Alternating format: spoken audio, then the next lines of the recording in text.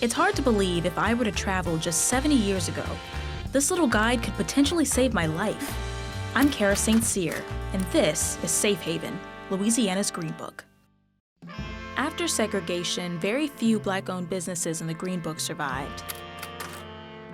But in the Tooraen neighborhood of New Orleans, this family-run restaurant not only survived, it became nationally renowned. What started as a family-run sandwich shop and lottery outlet in 1941 was transformed into Dooky Chase's restaurant in 1946 by newlyweds Edgar Dooky Chase Jr. and Leah Chase. It was one of the few upscale dining establishments for African Americans.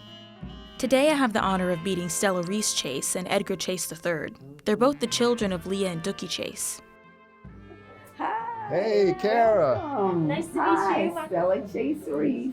Dooky Chase, welcome to Dooky's. All right, we're happy to have you in our family's business. I am happy to be here. So, you want to show me around? Oh yeah, come right in. What is y'all's signature dish here? So the signature dish here is the gumbo. And there's a reason why it's the gumbo. Because Mrs. Chase, our mother, said that was over a bowl of gumbo that she and my family helped change the world. So she said she can solve any problems over a bowl of gumbo. So if you have any problems, you might want to tell us about it. Leah Chase, the celebrity chef known as the Queen of Creole Cuisine, knew that a good meal had the power to bring a community together and provide strength during tough times. Well, during the Civil Rights Movement, we were a place where you could come and you could feel welcome. And also we were a place where people strategized on next moves. People like A.P. Tooraen, one of the attorneys here, and our first African-American mayor, Ernest Dutch Morio, they would gather upstairs to meet with Thurgood Marshall and Reverend Ralph David Abernathy and Dr. Martin Luther King to plan the Civil Rights Movement, how the South was going to integrate.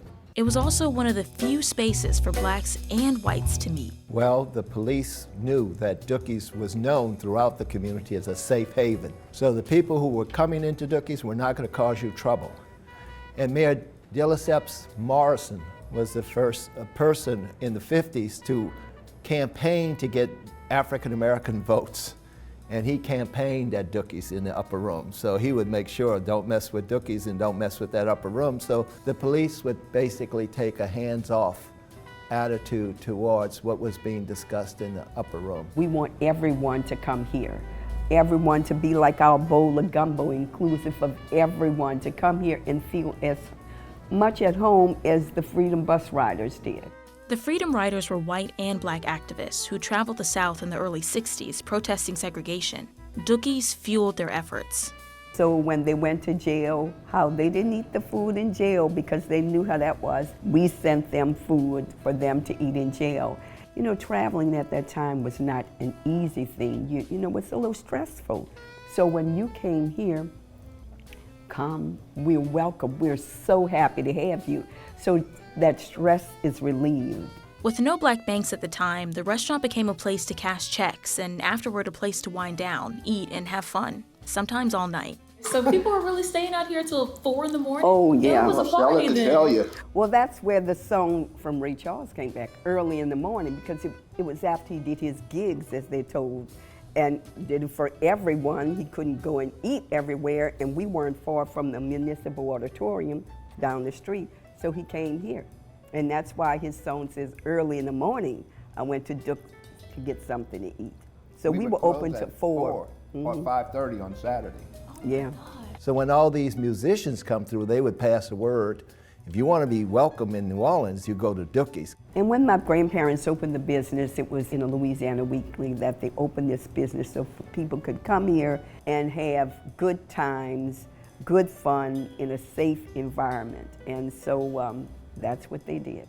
Walking through these dining rooms, I can feel the history. The walls are covered in African American art and photographs of the many celebrities and political leaders who've dined here.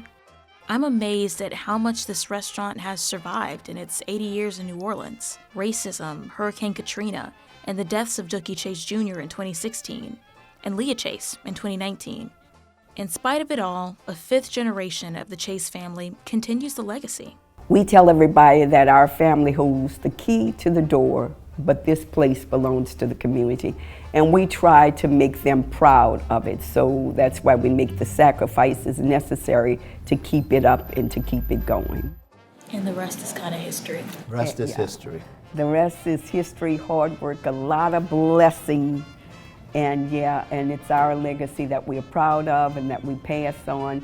But what makes us happy now is that when we walk into the dining room, we see people from all over, all races, all ethnic groups, everyone coming here and having that good time and enjoying the food.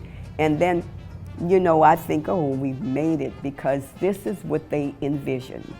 Not separate, because they worked for us to be able to come together and, you know, appreciate everyone's culture and enjoy good food in a good place. And so it's up to us and the generations that pass us, come behind us, to keep it that way.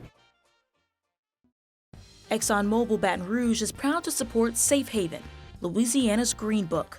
For more than 100 years, ExxonMobil has made a commitment to workforce diversity and the belief that reflecting on historic race relations is key to shaping a better future.